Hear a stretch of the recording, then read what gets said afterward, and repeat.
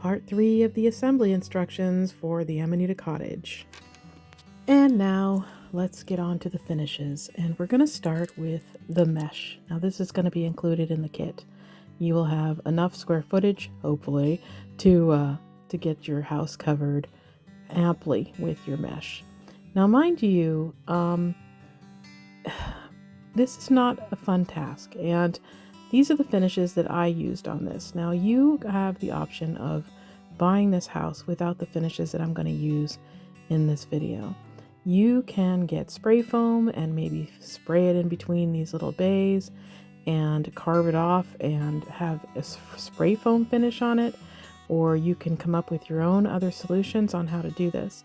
This, for me, was the practical solution. Now, the kit is going to come with the mesh regardless of whether you choose to have the rest of the finishes or not, which means that you can apply your mesh and then use other things like air dry clay, which will make it significantly heavier, but whatever other ideas you have to cover this.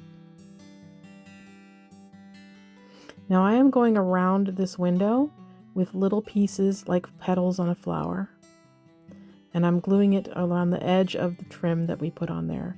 And now I'm pulling them tight and gluing them away from the window. The recessed window kind of looks like it's sunken into the mushroom. It's very cool. Now the best way to apply this is in little strips and pieces, not in a giant piece, because you're going to have to fold and stuff like that, and it can make it bulkier. Now every time I glue one of these onto the ribs of this dollhouse, there's going to be little flanges of extra netting coming off of the ends in some cases. So you can either trim those off or glue them to the next one. You don't want any of these little ends that are hanging off to stick up while you're applying your foam clay.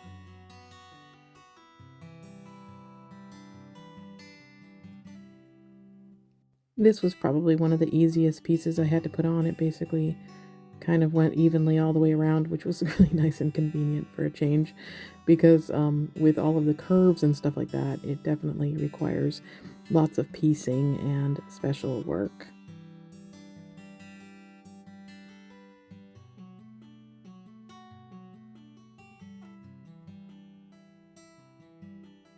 Now around the door, we're going to do a gradual, I'm cutting it down the middle a little bit there, and I'm pushing the bottom part into the door so that there is a grade between the wall, and just like I did with the other window, I'm recessing the top of the door.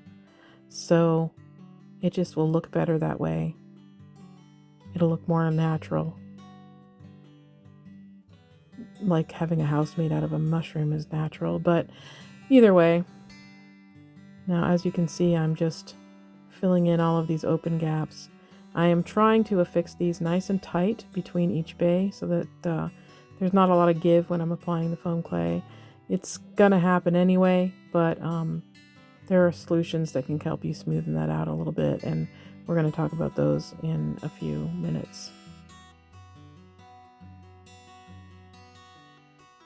Now I'm also doing kind of a gradual thing on the corners of this kitchen window.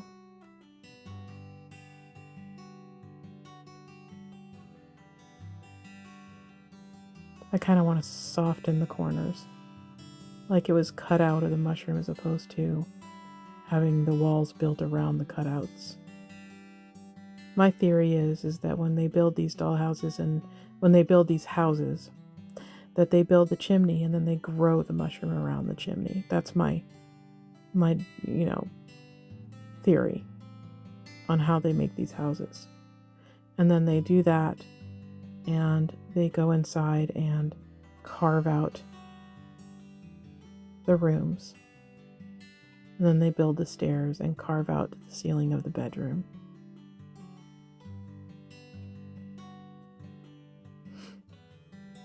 Now I'm going all the way under on this one, but you guys are going to have your bases, so you just go all the way down to the base. I actually ordered a small base for this demo unit because the floor is flexing a little bit when I work with it. So I need to have a little more sturdiness. So I am putting a bead of glue on the rib and then pushing the net into it and holding it there until it sets a little bit. I actually had to run my air conditioner for a while there because the glue got so hot that I would have to sit and hold it for a really long time before the glue set. I'm trying to be somewhat tidy about it.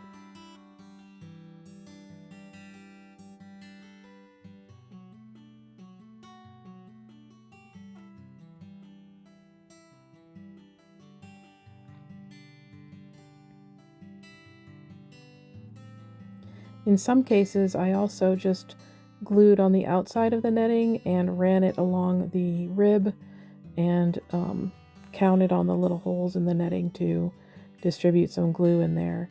It's not going to have as tight a bond as it is if you just run the glue on the actual surface beforehand, because there's more glue there. But in some cases, it's just easier because of the awkwardness of where you're gluing.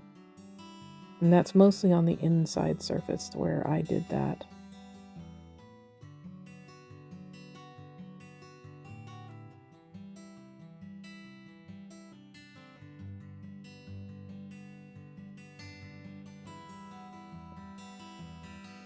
Excuse me. If I sound burnt out, it's because I am. I just spent, I don't know, a good 2 hours foam claying the outside of this dollhouse. And as I said in one of my TikTok posts recently, that this has been kind of like a Groundhog Day experience because I just did this with the prototype, and I really am just not up for doing it again like less than a month later. But it is what it is, right? So I'm just gonna do what I have to do, build my display unit. I need the picture in order to have it on the box of the kits, so I gotta make this dollhouse, like it or not. And I do need a display unit for miniature shows, so I'm gonna try and be at the Portland Miniature Show this year. Now this one worked out pretty good because it's one piece. It did have some wrinkles. Probably would work better if I'd done it on the bias, but by those of you who aren't a sewer, on the bias means having the grid diagonal, the weave diagonal.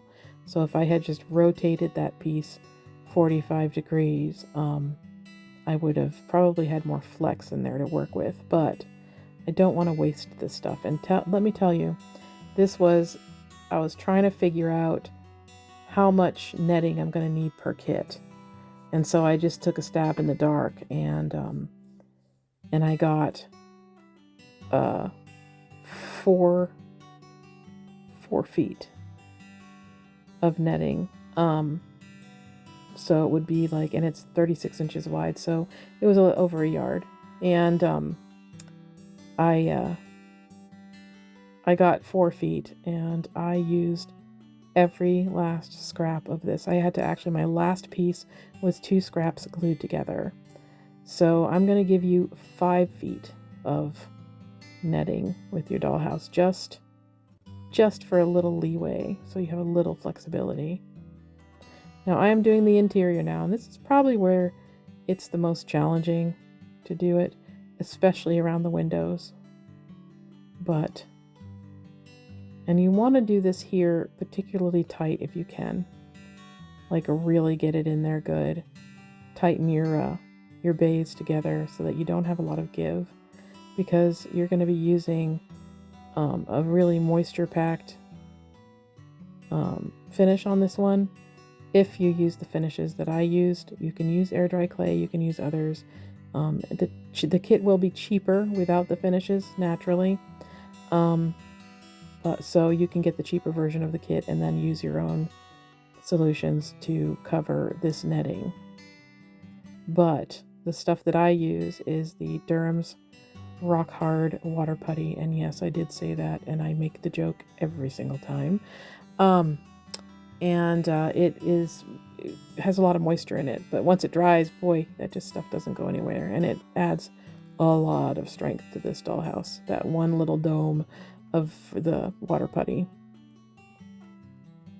Now right here, I'm kind of creating like a little dip or a transition above the fireplace. So there's just a little bit more room on the wall, on the flue for decorations and whatnot. I kind of wanted it to be a little bit like separated from the dome and the shape of the dome. So as you can see, I've kind of wrapped it around the window and pushed the little pieces into the inside, and that is how you transition it. Now, mind you, instead of cardboard inside that window, you would put the netting, so the mesh. So when you pre-prepare your windows, you would put your mesh in that little arc instead of paper. What I did. I didn't have mesh at the time, and I was too impatient to wait. So you would pre-do your window with the water putty or whatever finish you're going to do. You would mesh it first, then put your finish in there and make your ceiling ahead of time, and then put your dormer into the house. Because putting all that stuff in there while you're, with it installed is really hard to do. I did it with the prototype and I really regretted it. So with this one, I pre-prepared the windows and it helped a lot. So with the great thing about the putty is you can mix it in small amounts. And so you can put the netting into the windows, the dormer's little arc, and then put in your water putty, smooth it out, make it look pretty, and even paint it if you want to, and then install it. But you're still going to have to finish the transition between the dome and your dormer once that happens. I'll explain what that means in a little bit. Here I am having trouble getting the underneath here. This is challenging too, is doing the mushroom cap, the underneath part of the mushroom cap. The easiest way to do it is in widths of the bay, and then glue a little fold of it onto the stem, and then, kind of run it underneath, and then glue it. See, and then on these short ones, you want to go under the windowsill with your glue, and then pull it out, and then glue it to the bottom, to the front, and then the bottom of the rafter. And the same here. So you pull it out from here, and then you kind of wrap it around. And you're going to wrap it around the top too of your dormer. So you can see I'm just gluing it kind of over the top of the dormer, and I'm using my little scissors to cut a split on there.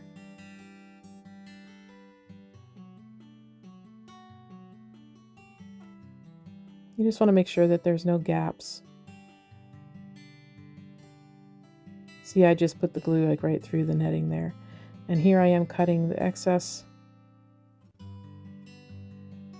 I'm not being very neat about it. And I am covering the top of that dormer. We're going to cover that all with clay.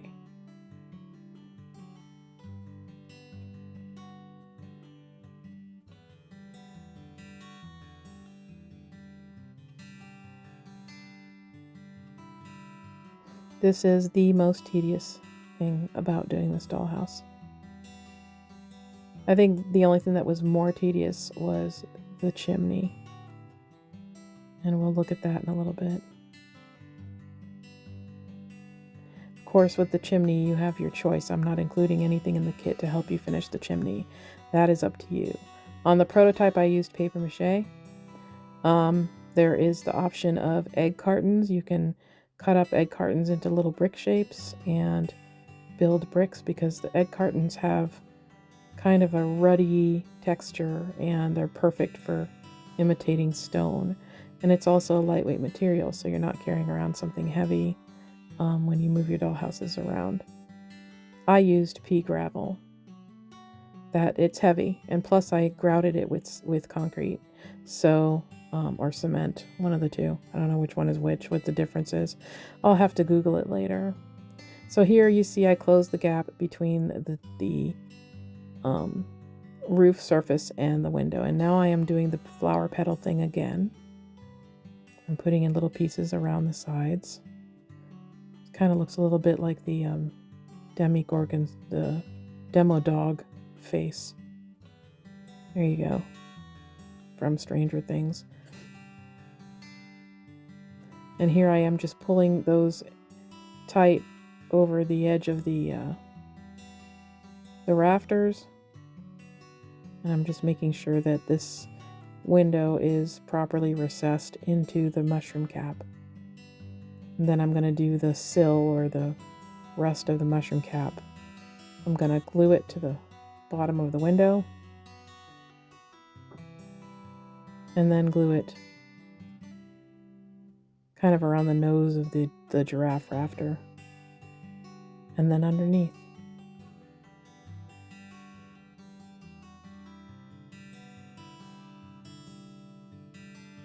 There you go.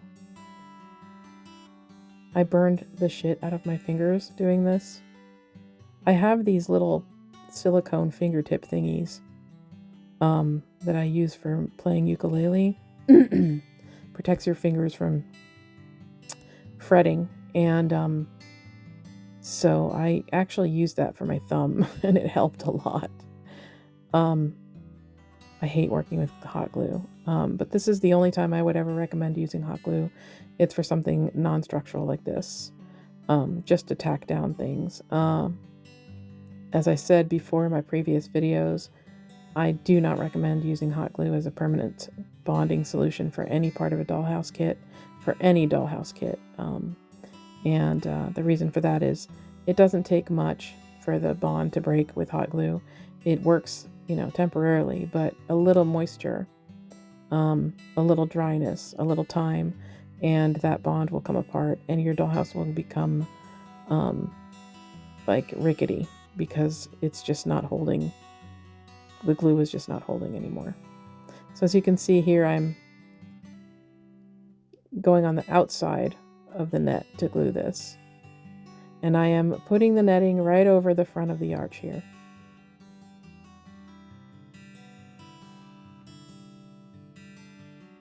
Now this arch is pretty weak in the sense that it's not like, it doesn't have a lot of support. So be gentle with it. I'm going to add strength with it when I do the water putty. And I'm going around the chimney. And if you notice, I went over the edge of the rafters and glued the netting to the chimney. Because you still want to create that flat surface. You're going to need to put your clay on it, so you got to create that foundation. And I have this little piece right here. And then when I was doing the underside of the mushroom cap, I literally used almost every last square inch I could possibly use. Except for the little, triangle ones that I couldn't do anything with. But I used up every little shred of this netting. So you're going to get more than what I had in this video. I'm going to get about 3 square feet more. 3.5 actually. Yeah, 3.5 square feet more.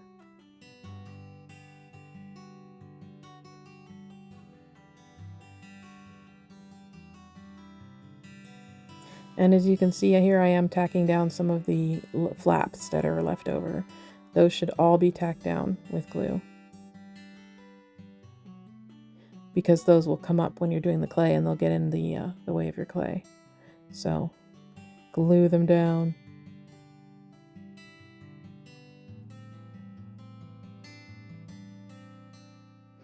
Using my fingernail to push the hot glue into the netting.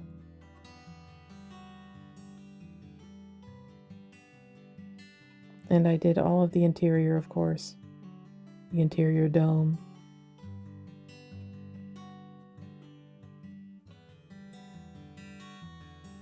All right, so this is the choice I decided to go with for the chimney for my demo unit, my display unit, and that is pea gravel. Like, my husband got a few bags of it for a path in our garden, and I asked him to put some aside for me. So I have a little bag of these guys on hand for stonework.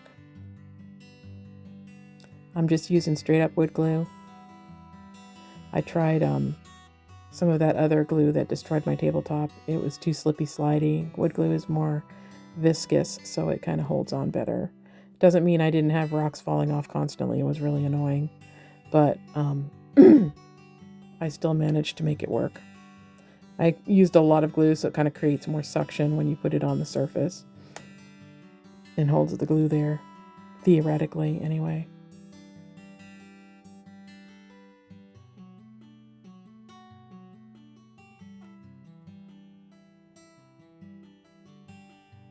Part of me thinks the netting just looks cool as is. Of course, with all the messy construction underneath, it isn't so much pretty, but you know, I just think the netting looks cool.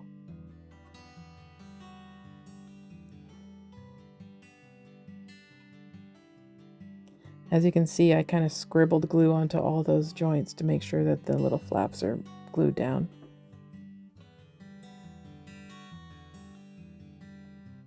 Now I'm not going to show me doing this whole chimney because I'll tell you it took hours to do this. And it was tedious. Look at this.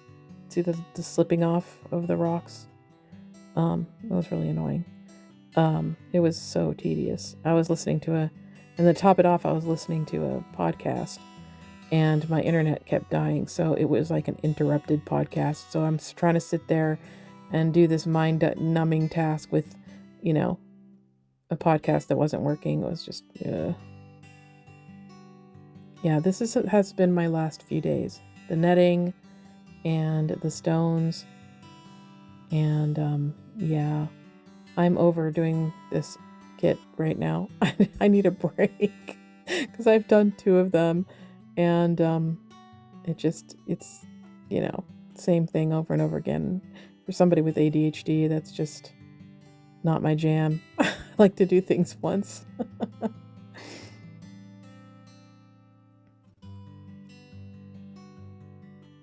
Yeah, I used paper mache for the last chimney on the demo unit.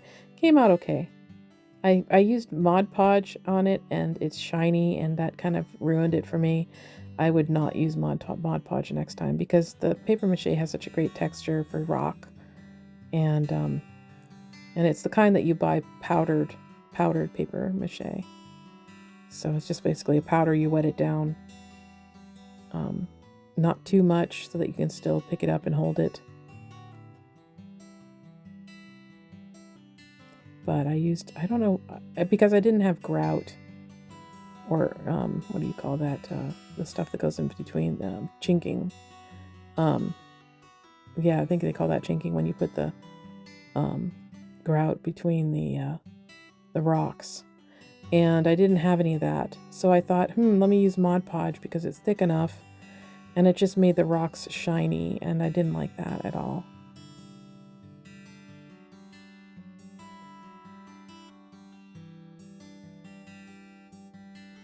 All right, so you can see here I've kind of graduated the surface down to the top of the door. And in here I basically, let me tear this off. I use that to protect my surface. I learned from my first lesson. But yeah, this is graduated to the door. And this one is also recessed and graduated to the window. And of course the chimney looks good, I think. It's not grouted yet, but we'll get there. And of course we've got the 2 sills here. And on the inside you can see I did the transition from the net to the window. Now here I'm doing some water putty. I really watered it down. Sorry about that noise, by the way. That's my notification sound. My husband's texting me.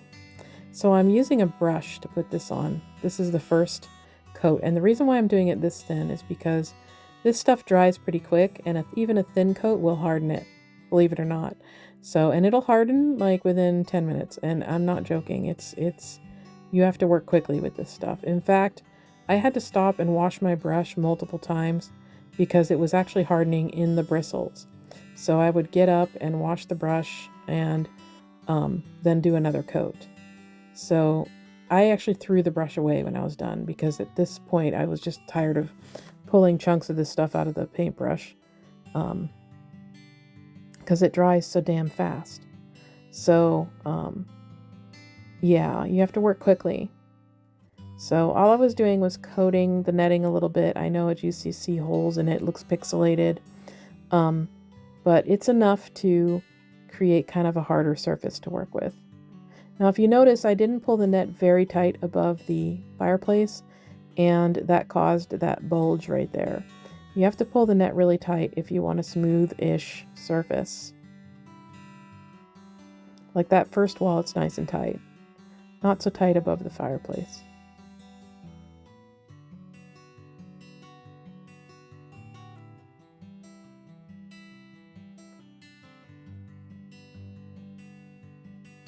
Now I am painting the transition also into the window boxes, the dormer boxes, so that it covers up that netting.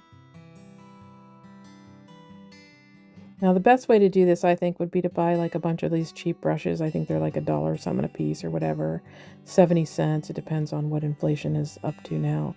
And then just keep painting layer on layer until you get the thickness you want, because you want it to be smooth. I had to throw away my brush. I just couldn't work with it anymore. And I didn't have any more of these cheap ones. So I started using my hand to apply the putty, and I made the putty a little bit thicker. And so it's definitely a lumpier wall than it ought to be. However, I don't mind that. I think that it works with this design of a dollhouse, because this is an organic dollhouse. It's organic. So it has a natural shape. And it's supposed to look like that the dome of this house was carved directly into the mushroom cap. So, you know, it's not going to be perfect. It's going to have lumps and bumps. So you see that net moving as I go above the fireplace? That's my fault, because I didn't glue it tightly. But as you can see, it's already filling in the pixelated little squares. And I can tell you right now, it's already getting firm to the touch. And I have the consistency of the putty at this point, kind of watery, but it will thicken as you go. It's crazy how fast this stuff thickens and hardens. It is crazy, but it is also crazy how hard and rigid it gets, and how much structure it adds to your dollhouse. It's super strong. I used it in the very original dollhouse, the very original Amanita Cottage, and I used it in the prototype, and I do not regret it. With these little fragile rafters with the thin giraffe necks, I never in my life would have thought to pick up a dollhouse by its roof, but once you put this stuff on, you'll be able to pick it up by its roof. It's so strong.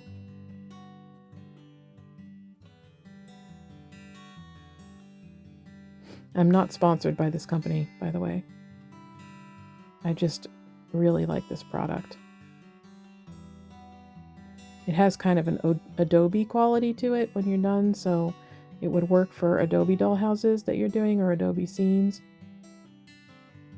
You just have to paint it white. I guess you wouldn't have to paint it white. I've seen that red Adobe, which is really pretty. Now, if you're more meticulous than I am, I would recommend like putting some sort of protective thing, like paper or whatever, on the floor of your second floor dollhouse and over the staircase, because you're going to get it everywhere. And I had to kind of scrape it off the railing and everything too. Oh, my husband's home.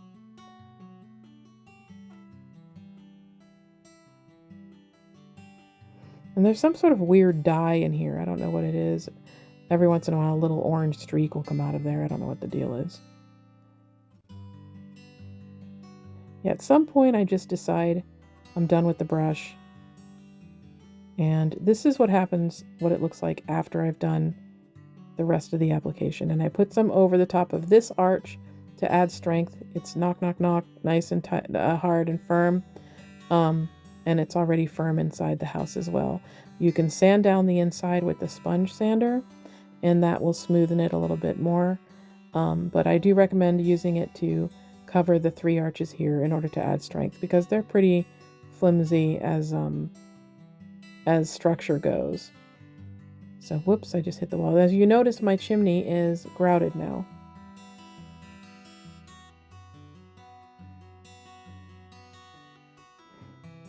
And you can see, yeah, here's the chimney all grouted up.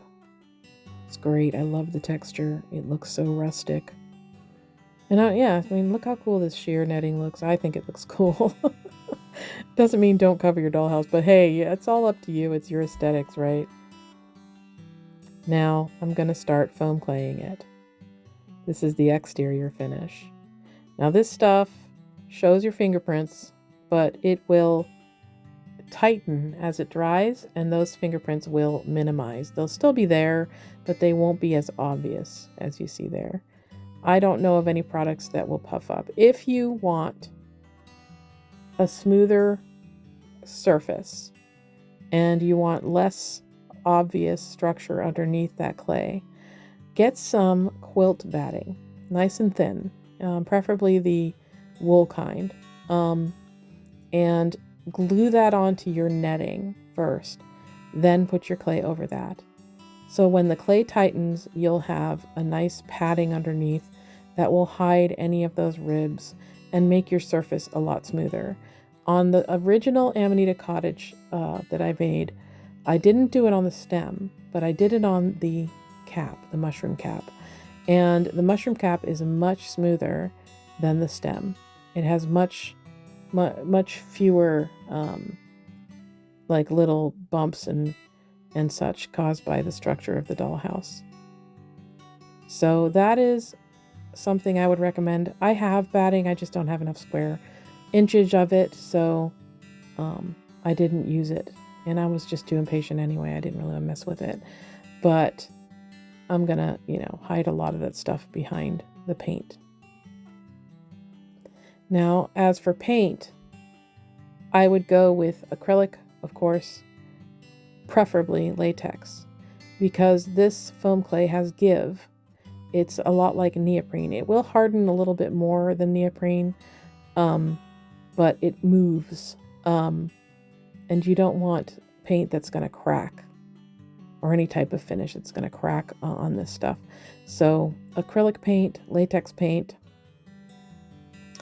and that's what you would use to paint your mushroom. Now for the mushroom's dots, I used puff paint. So it's textured just like it is on a real mushroom. I'm out, so I need to get some more for this particular house.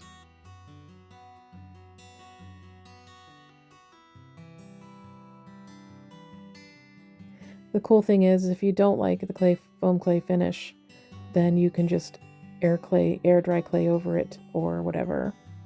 Creates a little substrate for you to work with, which is kind of nice. So you pay for the higher price point on this kit. You get the foam clay, enough foam clay to cover your dollhouse. You also get a can of the Durham's Rock Hard Water Putty for the interior. Or you can just get the dollhouse with the mesh and leave it at that. Save yourself a few bucks, and then you can go to the craft store and figure out your own finish solutions.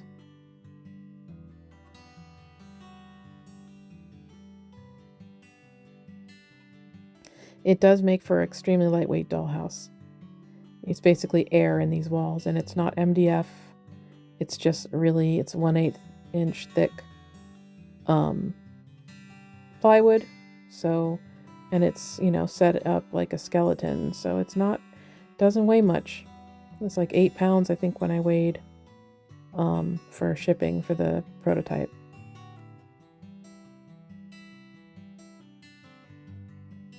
And that's nothing. I mean, as dollhouses go, it really does not, it's not a lot at all. Of course, it's going to weigh more for me now because of the pebbles and the concrete. But that's fine. I am going around the window. I am filling in the corners there so it doesn't look like a box, so it's a little more organic looking.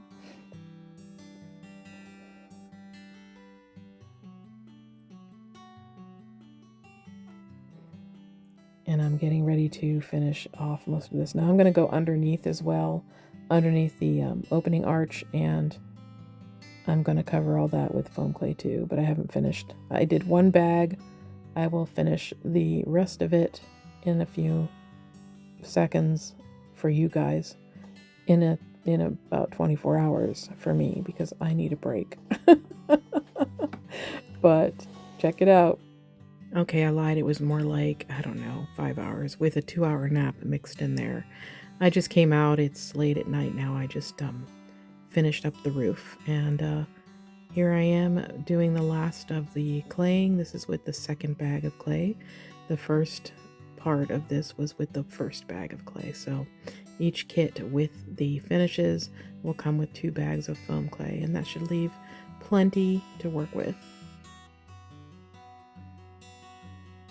I kind of wish I did have the batting, so I could just show how much smoother it would come out.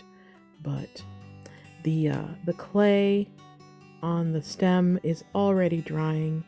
It needs to cure, so it may feel dry to the fingers when you touch it after a few hours, but it really needs about 24 hours to really set and cure and harden. Right now it's still very soft. It feels a lot like, I'd say even softer than neoprene, but it's gonna harden quite a bit over the next day or so. I'm not gonna paint it until it's fully dry, and I saved a little bit of the clay so I could, you know, make any repairs or cover up any little foibles that I've, you know, created here. Little holes that I might have overlooked and that sort of thing. Oh, and no, you don't get a Lazy Susan with this kit.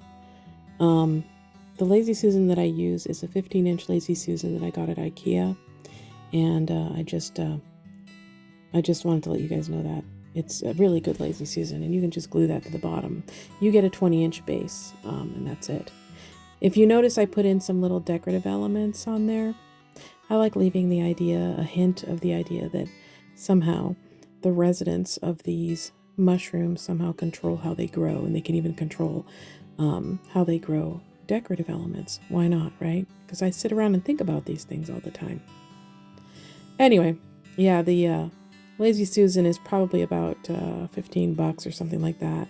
And it's a nice thick wood, a rubber wood, I think. So go to IKEA and get one. Now I'm going to cover the part with the water putty on it. It's really easy to get air bubbles under there when you're working on a surface with no aeration underneath it. That's why I like the mesh a lot, because you don't risk having any bubbles in there. But it was definitely, I had to pop it a few times, pop bubbles that were underneath the clay on the water putty portion of this roof. I also got the clay behind the arch underneath it, and I clayed all the way up to the apex of this dome on the face of each of those 2 rafters that are basically facing you when you turn the house towards you. So I clayed everything all the way up to the dome. So there you go. That's where I am right now. I'm trying to decide if I want to add the painting of this, but I still need to get some red paint. I'm running low, so this'll do.